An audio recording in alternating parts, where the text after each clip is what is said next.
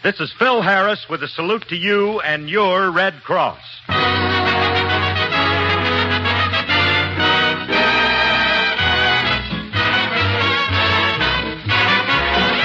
For your enjoyment, here is the Phil Harris Alice Faye Show, written by Ray Singer and Dick Chevrolet, with Elliot Lewis, Walter Tetley, Robert North, Janine Roos, Ann Whitfield, Walter Sharp in his music, and yours truly, Bill Foreman. Today is a big day in the life of little Alice Harris. She's having her first date and going to her first dance. Her mother has bought her a new dress for the occasion, and as we look in, she's just put it on to show her mother how it looks. Mother, look at me. How do I look in my new party dress? Oh, adorable, honey. You look so grown up and... Wait a minute. What have you got on your face? Makeup. I'm wearing lipstick, rouge, mascara, and eyeshadow. Now, you go right upstairs and take all that stuff off. A pretty young girl like you doesn't need makeup. Then why do you wear it? You're young and pretty. Well, I wear it to make me look older. You know, otherwise people would go around saying your daddy married a child bride. Now, take that goo off before your father sees you. He's inside having breakfast, and if he ever finds out... Alice! What is it, Phil? There's no more cream for my coffee. Oh. Well, open a bottle of milk. Okay. How do you do, miss? I always like... Alice, who's the short burlesque queen? Don't you recognize me, Daddy? Look, lady, don't call me Daddy in front of my wife. Trying to get me killed or something? I don't know you. Phil, you never saw her before? No, honey. I'll admit I hung around the stage door once or twice, but I was just selling flowers during the summer layoff, and Phil, this is your daughter, Alice. Alice? You mean little Alice? How'd she get hurt? Where'd she get all that blood on her cheeks? Father, that's not blood. It's rouge. I put it on to make my face rosy. You'd better take it off, or that ain't going to be the only part of you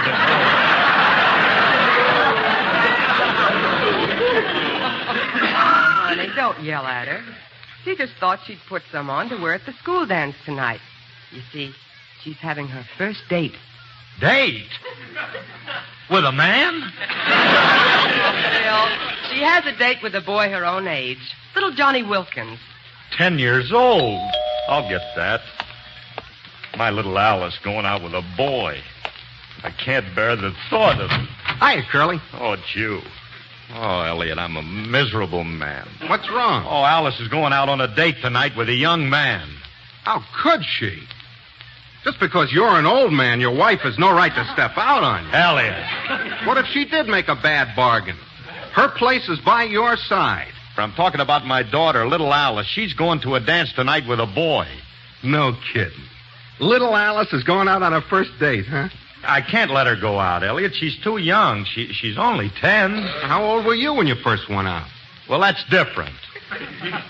I was 11, but we lived in the hills of Tennessee, and you've got to start young down there. How old was the girl? She was 8, but she was a widow.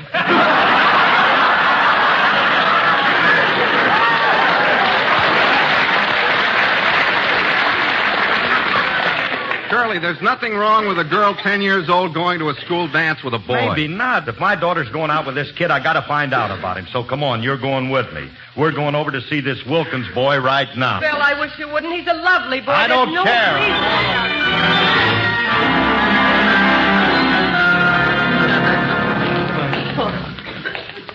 Hey. Hey, this is a nice house this kid lives in. Yeah. At least he's got a little dough. Curly, what are you going to talk to this kid about? I'm going to lay the law down to him. I'll tell him to bring my daughter home early, treat her like a lady, and stuff like that. Yeah. But supposing the kid don't like your attitude and gets tough. That's why I brought you along. Between the two of us, we can handle him. Now, I'll ring the bell Before you do, how big is he?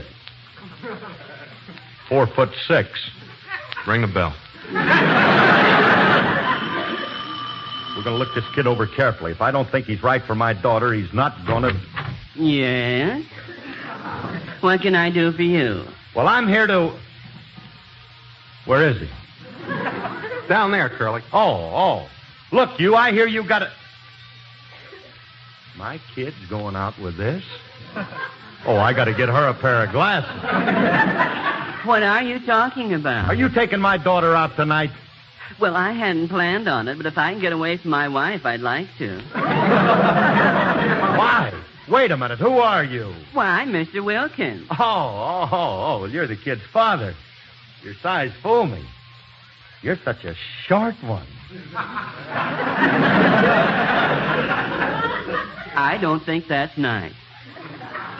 I'm not making fun of your size, you big overgrown ox. Look, don't get gay. I don't want to talk to you. I'm here to see your son. Oh, no, you don't. I've seen your type before, and you're not going to get my boy mixed up in your tire-stealing racket. I don't steal tires. What do you steal? Money from radio sponsors. Why? Nobody's been able to prove it yet. What did you two fellas want? I'll tell you what I want. Your son has a date with my daughter tonight, so send your kid out here and tell him that Phil Harris wants to talk to him. Oh, are you Phil Harris? That's right, Shorty. Did you ever hear of me on the radio? Yes, and I can't stand you. That voice of yours... What's the matter with my voice? I don't know. It just makes me nauseous. Nauseous? Sick to his stomach. Oh. Look, buddy, maybe you don't like my show, but I'll bet your wife listens to me. Well, I must admit she does. Yeah. She's been listening to you for years. Well, how does she like me? I don't know. She just sits there with her foot in her mouth and never talks. Look, Wilkins, I just came here to see your kid. I'd rather see the kid's mother. Elliot, will you...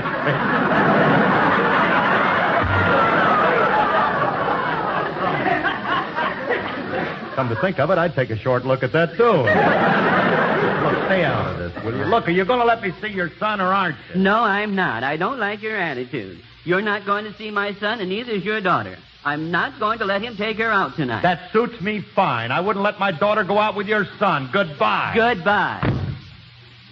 Nasty little man. I guess I told him off, didn't I? Oh, yeah. You loused up your daughter's date very nicely. Hey, wait a minute. Gee, I never thought of that. Now she won't be able to go to the dance tonight. Oh, Elliot, do you think she'll hate me? I'd recommend it. It's little Alice's first date, and you have to... I know. Poor little kid. Gee whiz, I'd give anything if I could find a way out of this. How much does the job pay?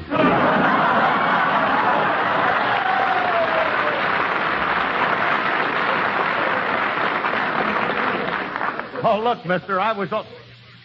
Grogan! Yeah, it's you, Harris, eh? Who's your friend? Oh, will you cut it out? I'm in enough trouble. Yeah, what kind of trouble? Well, my daughter was going to have her first date tonight, and I ruined it. You're a real lunkhead, ain't you? Look, if that daughter of yours has her heart set on going out tonight, she's going to go. But the fella she was going to go out with won't take her. And I'll get her another guy. Thanks a lot, Grog, but I'd rather you didn't bother. Shut up. I'm going to get her a date.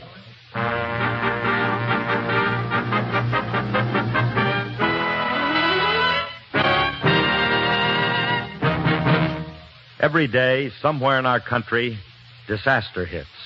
One time it may be caused by wind and rain. Another time, explosion or fire takes a heavy toll in the lives and property. Or maybe it's the rampaging floodwaters running crazy over the countryside. And like Alice and I always say, when nature gets out of hand and starts giving some of us a beating, one thing is always the same. Wherever you find disaster, you'll find people united to fight the raging elements. And where a job's too big for the folks next door, there you'll find the neighbor to all people pitching in to help. Your Red Cross. Yes, sir. Your Red Cross. Ready to help in any way. Emergency meals, clothing, shelter, medical services. Your Red Cross. Supplying blood to save a life. And helping people after the disaster to rebuild and reestablish their lives and homes. Only your support of the Red Cross makes this work possible. And this year the need is greater than ever. So do what Alice and I are going to do.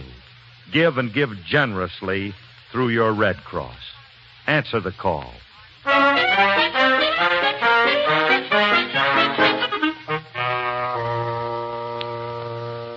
Hey, Curly, it's been 2 hours since we left Grogan. I'm afraid he couldn't get a date for little Alice. Well, I guess I'm just going to have to go upstairs and tell her that she can't go to the dance. This is going to be the toughest thing that I ever had to... Come in. I just hate to face her and tell her that I got her... Your troubles are over, Harris. I got your daughter a boyfriend. You did? Oh, Grogan, that's wonderful. Where is he? Right here in his burlap sack. He put up a fight, you see. I had to keep him quiet. Oh, naturally. How do you do, son? How do you feel? Get me out of this sack, you stupid jerk! I wonder who that could be. Ronald Coleman? Hey! No. Tallulah? Hey! No, her voice is deeper. Maybe it's Johnny Ray. Couldn't be him. The bag ain't wet. Hey! Could be the Continental or Liberace, or maybe it could... It's me, Julius, from the Rutabagas every week. Stop playing What's My Name and let me out of here. Hey, Harris, we'd better let him out. All right, I'll untie it. All right, there, you're out, kid. What's with you guys? Why you always trying to kill me? Is there a bounty on me little hide? Julius, why are you so excited? Why am I excited, he says. You can't wait to get your murdering hands on me. If I don't show up at your house, you send your hatchet man out to get me. It was a mistake. I was trying to get a date for my daughter. You got a Shanghai boys for her? What's the matter? She's starting to look like you. Look, Julius, I'm not going to stand... Now, don't try to persuade me. Nothing you can say will make me go out with your daughter. Nobody asked you to. The last thing I'd want to see happen to my kid.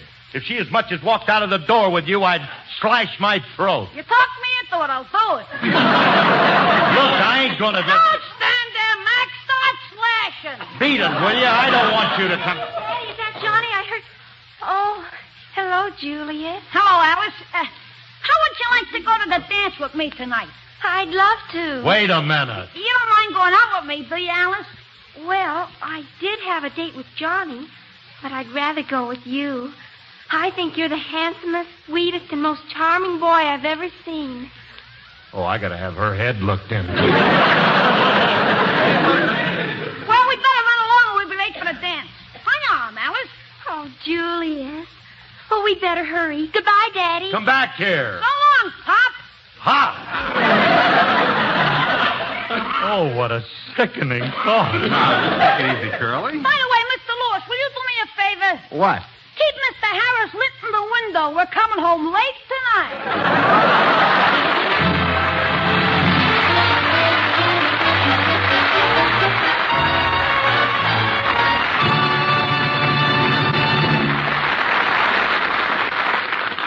This year, the need for your Red Cross is greater than ever. So give generously. Answer the call. And wear your Red Cross button to remind others to give.